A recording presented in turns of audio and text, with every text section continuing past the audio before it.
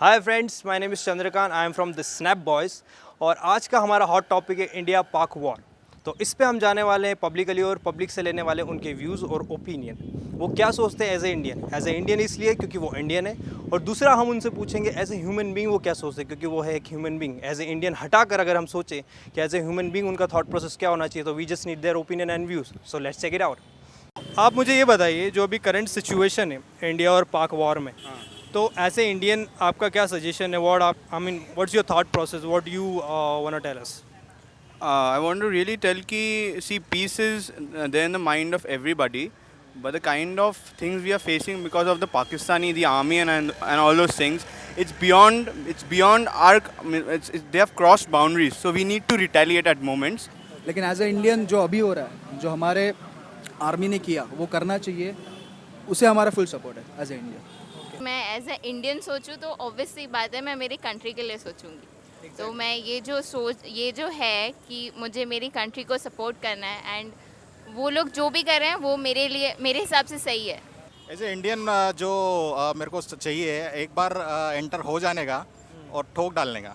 मतलब समझ गए ना, अब कर नहीं सकता, कैमरे पे हूँ। हाँ, as a Indian since 1949 47 sorry 49 मतलब 47 एक्चुअली 49 मतलब 47 सॉरी 47 से जब से पाक और इंडिया डिवाइड हो गए, अभी हम लोगों को पाकिस्तान के लोगों से कोई दुश्मनी नहीं है। हम लोगों की दुश्मनी सिर्फ है उनके अंदर जो छुपे हुए आतंकवादी है उनसे, और इट इज़ नेसेसिटी कि उन आतंकवादियों को मार दिया जाए।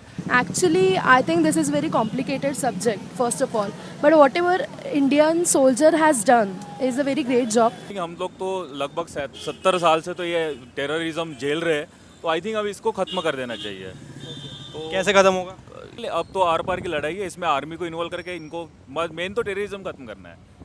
See, probably I would believe that there should not be any kind of a war at all, or there should not be any kind of that skirmish feeling or anything like that. But overall, if it is a question of your integrity and about your country, then probably if we are being challenged, I think we should not let it go just like that. So it is one time we should take it up seriously with Pakistan, and we believe in that. So this one time kind of a challenge which we are accepting will go a long way, which will diffuse the kind of any situation in future. So let it happen once. Okay. This is what is my opinion. Okay, and what about the normal people who are staying both the sides of border? So See, when you have this kind of an issue coming up, we have to sacrifice a few things. So probably if I am staying in the border, I would surely sacrifice my family, because army is doing that, their families are doing that, they are sacrificing their people. So what's harm in we civilians doing the same thing? आपका suggestion as a human being क्या है? दोनों तरफ के लोगों के साथ threat ना हो, दोनों नॉर्मल लाइफ जी सके, इसके लिए हम क्या कर सकते हैं? आपका ओपिनियन क्या है?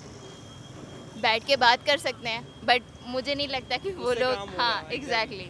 बट ऑब्वियस थिंग है, अगर अपने बॉर्डर पे ऐसा कोई क्राइसिस आता है तो अपने जो बंदे होते हैं, अपने जो पीपल होता है, अपना जो क्राउड है, उनको अपनी तरफ मूव करना, मतलब सेफ साइड में रहना, that would be a better decision for politician. So it's like mutual understanding होना चाहिए दोनों के बीच में।